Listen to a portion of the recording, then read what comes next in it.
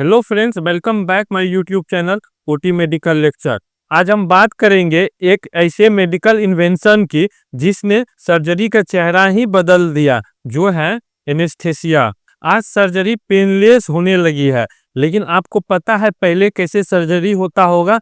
आइए आज हम इसमें डिस्कस करने वाले हैं इस वीडियो में कि पहले किस तरह से सर्जरी किया जाता, फिर इसका इतिहास कैसा रहा है, इसका हिस्ट्री कैसा रहा है, और किस तरह से आज हम लोग इस मुकाम पे पहुंच गए हैं कि इतना डेवलप हो चुका है कि अभी पेनलेस सर्जरी हम लोग परफॉर्म करते हैं। तो चलिए वीडियो को शुरू करते हैं, क्योंकि वीडियो बहुत ही यूजफुल होने वाली है। तो वीडियो में लास्ट तक बने रहना, क्योंकि सीखने को बहुत कुछ मिलेगा।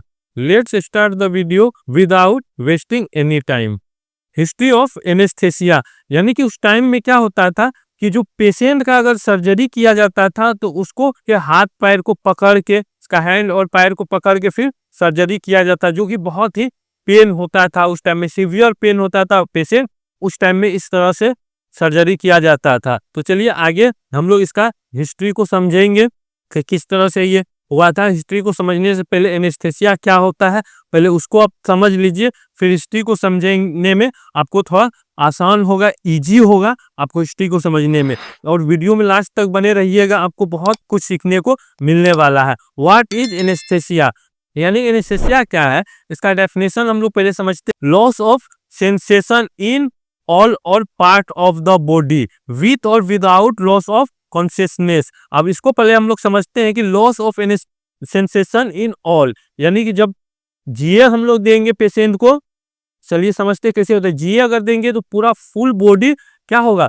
यहाँ पर अनकॉन्शियस हो जाएगा, यानी पेशेंट में कोई कॉन्शियसनेस नहीं होगा, उसको बोलेंगे। और पार्ट ऑफ द बॉडी, यानी ऑल हो गया, part of the body with or without loss of consciousness, यानी कुछ पार्ट को अगर हम लोग करते हैं तो उसमें क्या होता है, जैसे रीजनल एनेस्थेसिया हम लोग देते हैं तो रीजनल एनेस्थेसिया में क्या होता है, पार्ट ऑफ कुछ बॉडी का पार्ट को हम लोग सुन करते हैं, यानी कुछ बॉडी को पार्ट को नम करते हैं, वहां का सेंसेशन को खत्म करते हैं, उत्तेजना वहां खत्म होता है, तो इसको हम लोग बोलेंगे रीजनल। और इसी में क्या होता है, एक लोकल होता है, लोकल एनेस्थेसिया होता है, तो उस तरह से होता है। चलिए इसका भी हम लोग टाइप्स को आगे डिस्कस करने वाले हैं। ये ग्रीक वर्ड क्या है, एन, एन मतलब विदाउट, एस्थेसिस मतलब क्या होता है, सेंसेशन, एस्थेसिस मतलब क्या होता है, सेंसेशन। सेंसेशन क्या होता है, संवेदना, महसूस या उत्तेजना, ये सारा क्या होता है, सेंसेशन होता है। तो आप समझ गए, विदाउट एनी सेंसेशन, यानी कोई भी सेंसेशन इसमें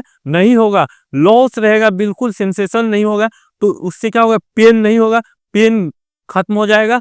और इसका जो मैकेनिज्म होता है कि पेन किस तरह से ब्लॉक किया जाता है, तो उसको हम लोग नेक्स्ट वीडियो में डिस्कस करने वाले हैं, इसका मैकेनिज्म वाले वीडियो में डिस्कस करेंगे। ये हम हिस्ट्री को जान रहे हैं तो पहले हिस्ट्री को हम लोग जानते हैं। एनेस्थेसिया में इंक्लूड, यानी कि एनेस्थेसिया में क्या क्या इंक्लूड हो सकता है, एनाल्जेसिया, यानी क्या होगा इसमें, एनाल्जेसिया होता है, इंक्लूड एनाल्जेसिया। उसके बाद एमनेसिया होता है, एमनेसिया मीन्स क्या होता है कि लॉस ऑफ मेमोरी, और एनाल्जेसिया मीन्स क्या होता है, अब्सेंस ऑफ पेन, यानी एमनेसिया मीन्स होता है loss of memory and analgesia means होता है अब्सेंस ऑफ पेन। उसके बाद पैरालिसिस होता है, पेशेंट क्या होता है, पैरालिसिस तो लॉस ऑफ मसल फंक्शन, यानी फंक्शन, मसल का जो फंक्शन होता है वो लॉस हो जाता है। अनकॉन्शियसनेस होता है पेशेंट, यानी इसमें देखिए अनकॉन्शियसनेस होता है पेशेंट, लॉस ऑफ कॉन्शियसनेस यानी अनअवेयरनेस, यानी पेशेंट में क्या होता है कि अपना खुद का अवेयरनेस खत्म हो जाता है, वो होता है। उसके बाद क्या होता है, सिडेशन क्या होता है, सिडेशन डिक्रीजेज कॉन्शियसनेस, यानी कॉन्शियसनेस डिक्रीज हो जाएगा। एंजियोलाइसिस, एंजियोलाइसिस क्या होता है कि लॉस ऑफ एंजाइटी, यहाँ पे लॉस हो जाता है, यानी रिलैक्स होता रहता है पेशेंट, एंजाइटी भी इसमें नहीं होता है, ये क्या होता है, रिलैक्स हो जाता है पेशेंट। तो आगे हम लोग चलिए इसको समझते हैं। ये क्लियर हो गया होगा कि एनेस्थेसिया क्या होता है, एनेस्थेसिया के बारे में आप जान गए होंगे। इसका कुछ टाइप्स को हम लोग पहले समझ लेते हैं, फिर इसका हिस्ट्री को समझेंगे तो क्लियरली समझ में आएगा। एनेस्थेसिया, इसमें क्या होता है, एक जनरल एनेस्थेसिया होता है, एक रीजनल एनेस्थेसिया होता है। इसको याद रखना है कि एनेस्थेसिया दो टाइप का होता है, टू टाइप्स में इसको डिवाइड किया गया है। एक होता है जनरल एनेस्थेसिया, एक होता है रीजनल एनेस्थेसिया। तो पहले हम लोग जनरल एनेस्थेसिया को देखते हैं। इसमें क्या होता है, इनहेलेशनल एनेस्थेटिक एजेंट होता है, और इसमें इंट्रावेनस एनेस्थेटिक एजेंट होता है। इसको दो ठो पहले हमको याद रखना है कि क्या होता है, इनहेलेशनल एनेस्थेटिक एजेंट होता है और इंट्रावेनस एनेस्थेटिक एजेंट होता है। इसको दो ठो अभी हम याद रखना है, और आगे नेक्स्ट वीडियो में हम जब एनेस्थेसिया लाएंगे, जनरल एनेस्थेसिया आएंगे तो उसमें हम इसका टाइप्स को भी डिफाइन करेंगे और इसको भी हम लोग क्लियर करेंगे। इसको अभी समझने के लिए हम लोग शॉर्ट में आपको सिर्फ पॉइंट को एक दिखलाए हैं कि इसका टाइप्स किस तरह से होता है। फिर एक होता है रीजनल। रीजनल में क्या होता है, एक लोकल एनेस्थेसिया होता है यूज्ड ऑफ लोकली, यानी हम लोग लोकली यानी कि उसको लोकली कहीं भी बॉडी का यूज करते हैं। कहीं पर अगर कट गया, कहीं पर इंजरी आ गया तो उसको हम लोग नम करने के लिए यूज करते हैं। इस पे भी हम लोग डिस्कस करेंगे। और यहाँ पर देखिए रीजनल एनेस्थेसिया में क्या होता है, डिवाइडेड इनटू टू टाइप्स का इसमें होता है। इसमें जो दो टाइप्स होता है, ए में हम लोग जैसे सेंट्रल न्यूरोजियल ब्लॉकेज इसमें करते हैं, पेरिफेरल नर्व ब्लॉक करते हैं, यानी सेंट्रल को करते हैं, उसके बाद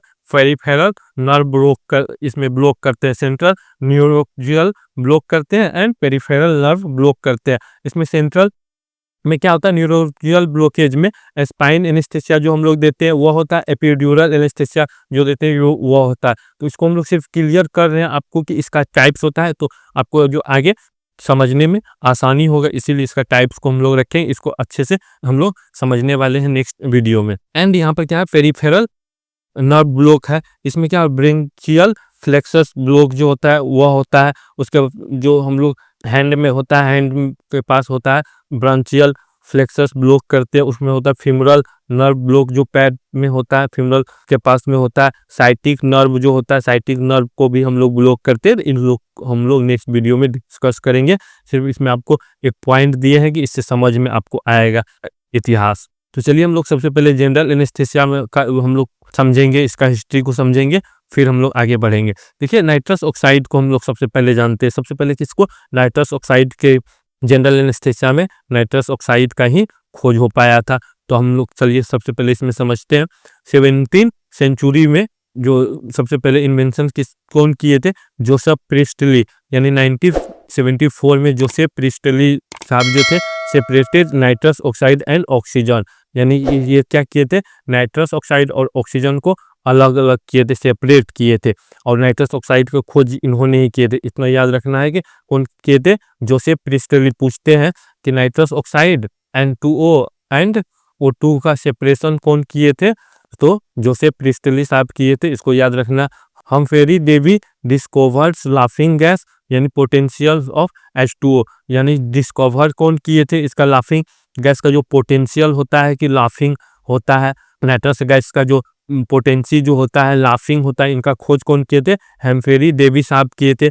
यानी कि अब देखिए यहाँ पर जोसेफ प्रिस्टली साहब का यहाँ पर फिगर लगा हुआ है, इसको देख लीजिए, और हम्फ्री डेवी का ये फोटो लगा हुआ है, इसका पिक्चर यहाँ पे लगा हुआ है। इसको nitrous oxide is also known as laughing gas, यानी इसको नाइट्रस ऑक्साइड को हम लोग क्या बोलते हैं, लाफिंग गैस बोलते हैं, तो इसको याद रखना है। And first clinical use of nitrous oxide was done by Humphry Davy, यानी कौन किए थे, हम्फ्री डेवी किए थे, who used it on himself for tooth arch, यानी कि दांत के दर्द में खुद पे हम्फ्री डेवी साहब ने क्या किए थे, इसका यूज किए थे नाइट्रस ऑक्साइड का। और तब पता चला था कि इसमें एक प्रॉपर्टीज होता है लाफिंग गैस का, जो पोटेंशियल होता है, जो पेशेंट को क्या करता है, लाफिंग करने लगता है, हंसने लगता है, उसके लिए यूज होता है। उसके बाद 1844 में डॉक्टर हॉर्स वेल जो डेंटिस्ट थे, उन्होंने क्या किया, इसका जो एनेस्थेटिक इफेक्ट होता है उसके बारे में इसमें डिस्कवर्ड किए, discovered the analgesic properties of nitrous oxide but he failed to demonstration to anaesthetic effect, यानी इन्होंने खोज किए कि एनेस्थेटिक इफेक्ट होता है, लेकिन एनाल्जेसिक प्रॉपर्टीज का जो खोज कर रहे थे तो फेल्ड हो गए, इससे नहीं हो पाया। हॉर्स वेल जो डेंटिस्ट थे, इनसे नहीं हो पाया। It can not provide complete unconsciousness to the patient during surgery, यानी सर्जरी के दौरान पेशेंट को नहीं अनकॉन्शियस कर पाए इन्होंने। 1844 nitrous oxide was given straight but it was failed, यानी इन्होंने फेल्ड हो गया। सबसे पहले 1844 में इन्होंने डिस्कवर एनाल्जेसिक प्रॉपर्टीज किया, बट इसके बाद क्या हो गया, इन्होंने जो एनेस्थेटिक इफेक्ट का डेमोन्स्ट्रेशन कर रहे थे वो फेल्ड हो गया था। तो इन्होंने फिर क्या किया, 1845 में नाइट्रस ऑक्साइड का यानी स्टेट, यानी विदाउट एनी कोई भी गैस के बिना इन्होंने इसको एडमिनिस्टर किए पेशेंट में, बट ये फेल्ड हो गया था और अनकॉन्शियस पेशेंट नहीं हो पाया, उसको पेन आने लगा, यानी कंप्लीट नहीं हो पाए थे। ये जो आपका फिगर लगा हुआ है ये है हॉर्स वेल, एक डेंटिस्ट थे। तो चलिए आगे हम लोग समझते हैं। और आगे फिर आया इथर। इथर जो आया अक्टूबर 1846 में विलियम थॉमस ग्रीन मोटर, ये क्या थे, डेंटिस्ट थे, इसको शॉर्ट में हम लोग WTG मोर्टन बोलते हैं, तो ये भी आपको याद रखना है कि ये WTG मोर्टन थे, इन्हीं को हम लोग फादर ऑफ एनेस्थीसिया कहते हैं। तो चलिए आगे हम लोग समझते हैं क्या होता है। First public demonstrations of ether was given, first public demonstration इन्होंने ही ईथर का किए थे। And father of anaesthesia, general anaesthesia या एनेस्थीसिया, इसमें क्वेश्चन जब आएगा ऑब्जेक्टिव में फादर्स ऑफ जनरल एनेस्थीसिया आए तो यानी वर्ल्ड में WTG मोर्टन आप में आपको क्या करना है, करेक्ट मान लेना है। Father of anaesthesia in India, यानी इंडिया का जो एनेस्थीसिया का जो फादर हम लोग कहते हैं सुश्रुता साहब को कहते हैं। And on 16 October 1846 in Massachusetts general hospital Boston he demonstrates anaesthesia through ether and on this day the demonstrations was successful, यानी कि क्या किए थे 16 अक्टूबर 1846 में जो WTG मोर्टन साहब क्या किए थे, डेमोन्स्ट्रेशन किए थे मैसाचुसेट्स जनरल हॉस्पिटल बोस्टन में, और इसका डेमोन्स्ट्रेशन क्या हुआ, सक्सेसफुल रहा। एंड क्या होता है, the patient was comfortable under the anaesthesia with no complain of pain, यानी इसमें क्या हुआ कि पेशेंट कोई भी पेन का कंप्लेन इसमें नहीं किए और ये सक्सेसफुल रहा। And on 16 October we celebrate world anaesthesia day और वर्ल्ड ईथर डे, यानी कि हम लोग 16 अक्टूबर को ही world anaesthesia day and world ether day मनाते हैं, सेलिब्रेट करते हैं। तो ये क्लियर हो गया होगा। फादर ऑफ एनेस्थीसिया किसको बोलते हैं, WTG मोर्टन सर को बोलते हैं। एंड इंडिया का अगर होगा तो इंडिया का क्या होगा, सुश्रुता साहब होगा, सुश्रुता साहब होगा। आई होप ये क्लियर हो गया होगा। और आगे हम लोग बढ़ते हैं। आगे क्लोरोफॉर्म जो है उसके बाद क्या आया, क्लोरोफॉर्म आया 1846 and obstetrician James Young Simpson, James Young Samson जो थे क्लोरोफॉर्म इसके बारे में किए थे, इंट्रोड्यूस किए थे, गैस को क्लोरोफॉर्म का इंट्रोड्यूस किए थे 1847 में। और ये क्या थे, एक ओवेस्ट्रेशियन थे, जेम्स यंग सैमसन जो थे, ये जो इसमें आप फिगर में देख रहे होंगे, ये क्लोरोफॉर्म को इंट्रोड्यूस किए थे। ही used in during normal delivery and caesarean suction of patient, यानी किसमें यूज किए थे, नॉर्मल डिलीवरी में किए थे एंड सिजेरियन सक्शन में पेशेंट का किए थे इन्होंने सबसे पहले क्लोरोफॉर्म को। He used in few of his patient, यानी कुछ पेशेंट पर इन्होंने यूज किए थे। But chloroform was made popular by doctor John Snow, यानी क्या किए थे, इसको पॉपुलर करने में किसका हाथ रहा है, जॉन सेनो। तो इसमें दो क्वेश्चन बनता है कि इसका इंट्रोड्यूस कौन किए थे क्लोरोफॉर्म को, तो जेम्स यंग सैमसन किए थे। एंड इसको पॉपुलर करने में किसका था, डॉक्टर जॉन सेनो जो थे उन्होंने इसको पॉपुलर किए थे। जॉन सेनो कैसे इसमें को पॉपुलर किए, तो चलिए आप समझते हैं। आप देख रहे हैं क्लोरोफॉर्म ईथर का जो बोतल रखा हुआ है। Also called father of epidemiology because he describe the cholera epidemiology and practising anaesthetic, यानी क्या करते हैं, प्रैक्टिस करते थे एनेस्थेसिया का। और ये क्या थे, एपिडर्मियोलॉजी थे, जो कि कोलेरा जो हुआ था, कोलेरा के टाइम में इन्होंने इसका एनेस्थेसिया का भी प्रैक्टिस करते थे, और इसको फादर्स ऑफ एपिडर्मियोलॉजी भी कहा जाता है डॉक्टर जॉन सेनो को। He made chloroform popular after ether, next gas become popular was chloroform, यानी ईथर के बाद क्या है पॉपुलर हुआ था, क्लोरोफॉर्म ही पॉपुलर हुआ था। इसको भी याद रखना है कि ईथर के बाद क्या हुआ था, क्लोरोफॉर्म क्या पॉपुलर हुआ था। And he made it popular because he give it to the queen of England, यानी कि इंग्लैंड का जो क्वीन थी विक्टोरिया, उसी को during her at child birth and took away the pain, so the queen made this very popular, यानी कि जो इंग्लैंड का जो क्वीन थी, क्वीन विक्टोरिया, उसका 8वें बच्चे का बर्थ के बाद इसको क्या हुआ, पेन बिल्कुल नहीं हुआ, तो उन्होंने इसको क्या किए, वेरी पूरा पॉपुलर कर दिए।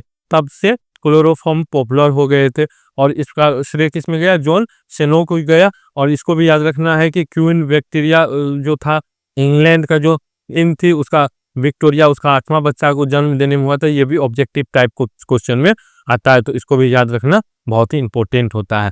तो चलिए आगे हम लोग समझते हैं इसका हेलोथेन, यानी कि हेलोथेन को हम लोग समझते हैं। आफ्टर ईथर एंड क्लोरोफॉर्म क्या होता है, थर्ड इंपॉर्टेंट इनहेशनल एजेंट क्या आया था, हेलोथेन आया था। उसके बाद ये दोनों के बाद सबसे पहले क्या हुआ, ईथर आया, ईथर के बाद क्लोरोफॉर्म आया, और उसके बाद क्या आ गया यहाँ पे, हेलोथेन। हेलोथेन उसके बाद पॉपुलर हुआ 1950 यानी कि 1950 में इसका इंट्रोड्यूस किया गया था। Halothane was introduce which was a halothane alkene, यानी कि हेलोथेन का जो एल्कीन होता उससे इसको हम लोग इंट्रोड्यूस किए थे। Halothane become very popular but the problem was that it hepatotoxicity, यानी हेपेटोटॉक्सिसिटी, इसमें बहुत ही ज़्यादा प्रॉब्लम्स क्या होता था कि लीवर का क्या कर, लीवर में टॉक्सिसिटी होने का बहुत ही ज़्यादा इसमें चांस रहता है। तो so need a safer inhalational anaesthetic agent, तब क्या जरूरत पड़ गया कि एक सेफर एनेस्थेटिक एक इनहेशनल एजेंट का जरूरत पड़ गया, तब आया 1974 में आइसोफ्लोरेन वाज इंट्रोड्यूस। 1970 में आइसोफ्लोरेन आया, तो इसको भी याद रखना है कि 1970 में आइसोफ्लोरेन आया है, एंड 1990 में डिसफ्लोरेन और सेवोफ्लोरेन वाज इंट्रोड्यूस। जो आपको यहाँ पे डिसफ्लोरेन आपको दिख रहा होगा, उसके बाद सेवोफ्लोरेन होगा, इसको 1990 में इसका इंट्रोड्यूस किया गया था। एंड आपको जो हेलोथेन दिख रहा होगा, हेलोथेन को 1950 में इसको इंट्रोड्यूस किया गया था। तो ये आपको क्लियर हो गया होगा कि किस तरह से होता है। तो नेक्स्ट वीडियो में हम लोग आईवी एजेंट के बारे में इसका बात करेंगे, जनरल एनेस्थीसिया का आईवी एजेंट की बात करेंगे, और उसमें हम लोग बात करने वाले हैं जो लोकल एनेस्थीसिया होता है उस पर भी हम लोग बात करेंगे, यानी एनेस्थीसिया का जितना इतिहास रहा है उन सब पे हम लोग डिस्कस करने वाले हैं। ये वीडियो थोड़ा लॉन्ग हो गया है, तो इसीलिए हम लोग नेक्स्ट वीडियो में इसको डिस्कस करेंगे। अगर आप लोगों को ये वीडियो समझ में आया होगा, अगर क्लियर हुआ होगा, तो चैनल को लाइक और सब्सक्राइब जरूर कर देंगे, और कोई अगर डाउट हो आप कमेंट बॉक्स में कमेंट कर सकते हैं। Thank you for watching.